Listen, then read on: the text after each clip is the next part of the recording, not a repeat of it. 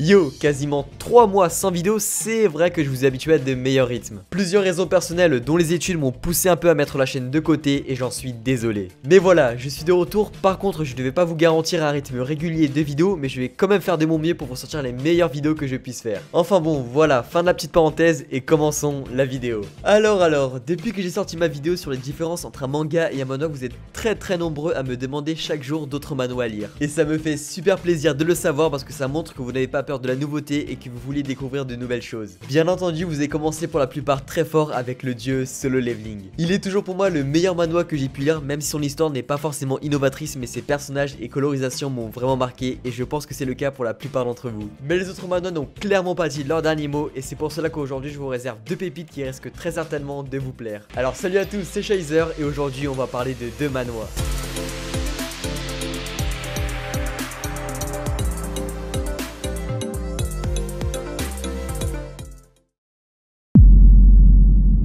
Dongtae est un jeune lycéen qui a une vie minable, il n'est pas vraiment beau, ni intelligent, ni grand. De plus, il se fait maltraiter par ses camarades, mais sa vie va changer au moment où il fera la découverte des Dice. Des dés qui peuvent changer tes caractéristiques physiques, mentales, voire surnaturelles. Pour y avoir accès, il suffit juste d'obtenir des dés obtenables après avoir réussi certains défis envoyés par X depuis son téléphone. X, c'est un peu le game master du manhwa si vous voulez. Et plus tu auras de dés avec beaucoup de points, plus tes caractéristiques augmenteront comme dans un jeu vidéo. Mais Dongtae n'est pas le seul à être un dicer et énormément de problèmes vont arriver car les défis de X ne sont pas toujours simples à réaliser et la tentation d'avoir des dés devient de plus en plus grande. Voilà en gros ce que raconte Dice, un très bon manhwa, mais pourquoi? Eh bien tout d'abord pour l'addiction, c'est super intéressant de voir jusqu'où les gens sont prêts à aller pour être plus beaux ou plus intelligents. Parce qu'il faut le rappeler, les missions ne sont pas obligatoires, à l'instar d'un King's Game qui est un manga qui utilise le même principe de mission via téléphone, mais qui obligeait ses joueurs à faire les missions. Alors qu'ici on voit le vrai visage de l'être humain, même si bien sûr je vous l'accorde c'est une fiction, je trouve ça quand même super cool de voir jusqu'où l'humain est prêt à aller pour s'améliorer. Après il y a aussi ce truc il faut être beau pour réussir que je trouve de plus en plus dans mes lectures de manhwa, comme par exemple avec Solo Leveling que vous connaissez tous, où l'on voit Song Jinwoo qui change physiquement pour devenir meilleur. Et je parle pas là d'un entraînement pour travailler son corps, non, je parle de complètement changer de visage. Mais pour les Coréens cela paraît plus ou moins normal, là-bas se refaire le visage n'est pas tabou, alors que nous ça l'est toujours plus ou moins et chacun son propre avis là-dessus. Après bon voilà, c'est juste un point de vue que je trouvais intéressant à aborder parce que je vois de plus en plus ça dans quelques manhwas. Mais si vous voulez en savoir plus sur la chirurgie esthétique en Corée, et bah je vous conseille la vidéo de Papsan qui a abordé le sujet et qui est super. Voilà, c'est à peu près tout ce que j'ai à vous dire sur Dice sans trop vous spoil, alors si vous ne l'avez pas encore lu, foncez. Parce qu'au-delà des thématiques super intéressantes sur la société, la vision de soi, des autres, et bien les couleurs sur les pages nous plongent vraiment dans l'univers et c'est pour ça que j'adore les manhwas. Alors si Dice vous intéresse, je vous mets un lien dans la description pour commencer à le lire.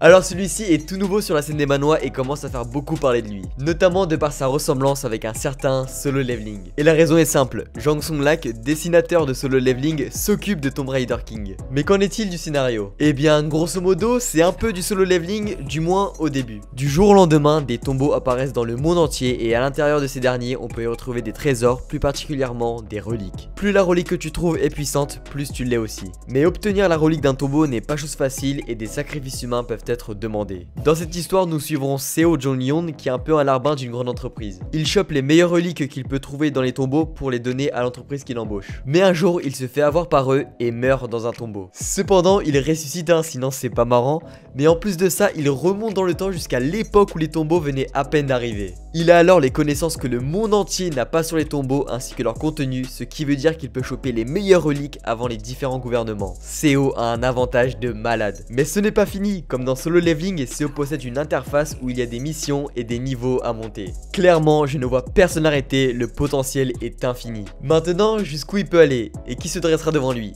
Eh bien le futur nous le dira, mais une chose est sûre, il ne sera plus le larbin qu'il était autrefois. Tomb Raider King est génial, revoir le style graphique de Solo Leveling dans un autre manhwa, ça me fait super plaisir. C'est tellement beau que je m'en lasserai jamais. Toutefois, le scénario se rapproche pas mal de Solo Leveling et d'un côté, je trouve ça dommage. Tu rentres très rapidement dans le délire du manhwa, tu bouffes les chapitres et tu l'apprécies. Mais pendant ma lecture, j'arrêtais pas de me dire ah bah y'a ça dans Solo Leveling, ah ça me fait penser un peu à Solo. Et je dois dire que les dessins influencent beaucoup mon choix aussi, ce qui fait une force et peut-être une faiblesse pour ceux qui cherchent un peu de la nouveauté. Après, bien sûr, ça vient à peine de commencer et j'espère vraiment que les scénaristes nous feront de super trucs pour la suite. Parce qu'il y a vraiment matière à faire un truc de ouf. Mais même avec cet inconvénient, j'apprécie énormément ma lecture et c'est pour ça que je vous le présente. Alors si vous n'avez pas encore commencé Tomb Raider King, allez-y, vous allez kiffer de ouf. Je vous mets aussi le lien dans la description pour commencer la lecture.